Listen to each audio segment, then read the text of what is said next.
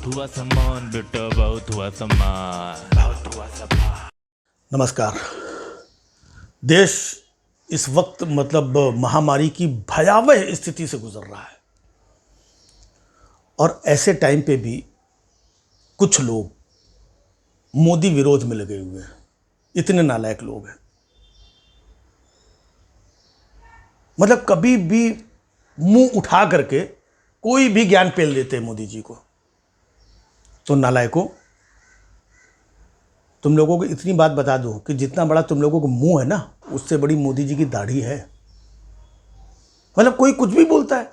लोग कह रहे हैं कि बताइए, पूरे देश में कोरोना इतनी बुरी तरीके से फैल चुका है और मोदी जी को देखो, वहां पर बंगाल में रैलियों पे रैलियां कर रहे तो पूरी बात समझा करो। सिर्फ मोदी विरोध में ऐसा नहीं कुछ भी बोल दिया।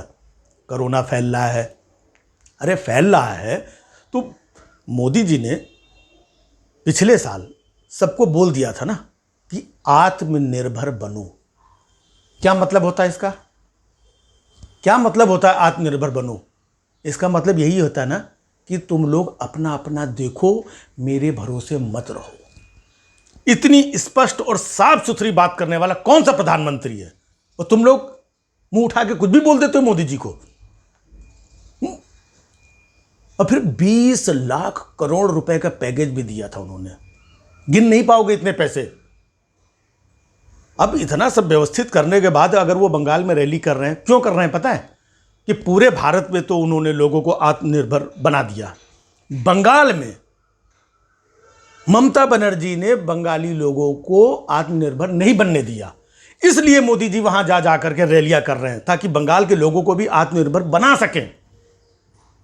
नालायकों, तुम लोगों को खाली बस कोरोना और रैली यही सब दिखता है?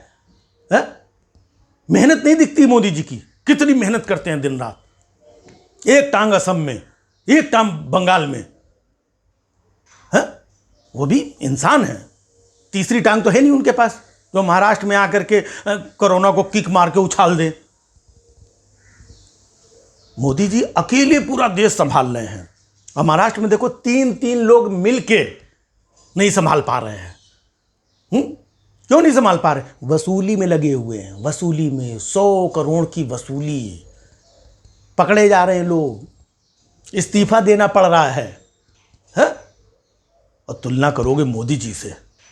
अरे नालायकों, मोदी जी की तुलना में अगर 10% भी अक्ल होती ना, तो ये वसूली नहीं कर रहे होते यहाँ पे बैठ के। डायरेक्ट सीएम केयर फंड खोल दिया होता। 100 करोड़ तो छोटी सी बात है, हजारों करोड़ रुपए आ जाते। किसी को हिसाब भी नहीं देना पड़ता, किसी को इस्तीफा भी नहीं देना पड़ता। इज्जत से काम करना सीखो। लेकिन मोदी विरोध में पागल हो गए लोग। एक वो है बहुत बड़े मोदी विरोधी, घनघोर मोदी विरोधी, अरविंद केजरीवाल।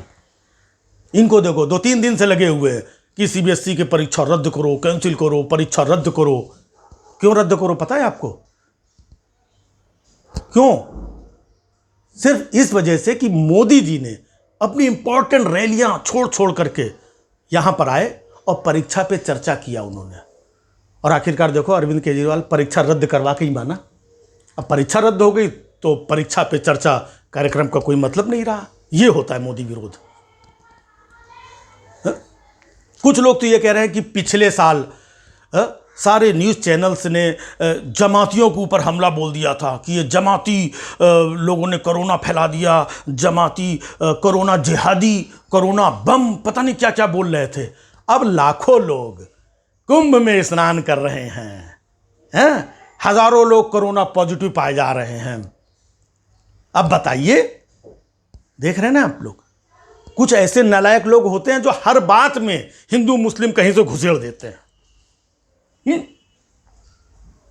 दूसरी बात, कुंभ आस्था का विषय है। लाखों लोग गंगा जी में डुबकी लगा रहे हैं। उत्तराखंड के मुख्यमंत्री ने भी कह दिया है कि गंगा में स्नान करने से कोरोना नहीं फैलता है। तो जब आवत जावत तीरथ रावत ने यह बात बोल दी है, गंगा मैया के एक बेटे ने बोल दी है, तो जरूरी है कि गंगा मैया का दूसरा बेटा भी आकर के इसमें आकर के कमेंट करे। और कुछ लोग ये कह रहे हैं कि बताइए देश में वैक्सीन की कमी है तो मोदी जी विदेशों में वैक्सीन क्यों भेज रहे हैं? ये मोदी विरोध नहीं तो और क्या है? नालायकों, तुम लोग मतलब मोदी जी की सोच, मोदी जी की भावना इतनी भी नहीं समझ सकते हो। मोदी जी पूरे विश्व को अपना परिवार मानते हैं। वसुधैव कुटुंबकम, ये उनका भाव है। पता है आपको, इस बात पे भी एक नालायक आके क्या बोल रहा है, तो क्या मोदी जी जो ये 6 महीने से दिल्ली में किसान लोग धरने पे बैठे हैं, इनको क्या अपना परिवार नहीं मानते हैं? देख रहे हैं, जब ऐसी बात करता है ना कोई, तब गुस्सा आता है। विरोधी नालायक कहीं के। अब मोदी जी की मर्जी है, किसी को परिवार माने या ना माने, जिसको मानना होगा मानेंगे भाई, ये उनका व्यक्तिगत मामला है कि वो किसको अपना फैमिली नहीं मानते हैं। लेकिन मोदी विरोध में इतना पागल हो गए। कुछ लोग तो ये भी कह रहे हैं कि बताइए प्रधानमंत्री, गृह मंत्री, रक्षा मंत्री, सारे केंद्रीय मतलब पूरी केंद्र सरकार बंगाल में पड़ी हुई है? दिल्ली कौन देखेगा? अच्छा, दिल्ली कौन संभालेगा? दिल्ली में क्या होगा? तो दिल्ली में 6 महीने से किसान तो पड़े हुए हैं। उन लोगों ने क्या कर लिया दिल्ली में रह के, जो ये लोग भी दिल्ली में रह के कुछ कर लेते है? इनके अंदर राष्ट्र की प्रति भावना है। ये बंगाल से बैठ करके राष्ट्र निर्माण करना चाहते हैं। तो विरोधियों, तुम्हारे पेट में दर्द हो रहा है? कहीं से भी करें बैठ करके। मतलब क्या बताएं यार, मतलब मोदी विरोध में इतना पागल हो चुके हैं। मैं तो कह रहा हूं ना, जितना विरोध करना है, जितना अपोज करना है कर लो, लेकिन एक बात याद रखना, बंगाल करते हो ना, कितना भी विरोध कर लो, लेकिन देखना बंगाल में आएंगी ममता ही नहीं। यही सोचते हो ना तुम लोग? हाँ, ये विरोधियों के दिमाग में यही आता है। ममता बनर्जी की बात नहीं कर रहा हूं, ममता मई बीजेपी की बात कर रहा हूं मैं। तो भैया, जितना जिसको विरोध, ये प्रदर्शन चीज़ें करनी हो, मोदी विरोध, वो किसको क्या रोके बताओ? मोदी जी खैर कभी इन चीज़ों की चिंता भी नहीं करते हैं। लेकिन एक बात सिर्फ यही रिक्वेस्ट करना चाहूँगा, जिसको जो को करना है करे, लेकिन प्लीज़ अपने अपने घरों में सुरक्षित रहें, मास्क पहनें, क्योंकि इस वक्त कोरोना की बहुत भयावह स्थिति हो चुकी है ना। अपना ख्याल रखें, देश का ख्याल रखें, समाज का ख्याल रखें।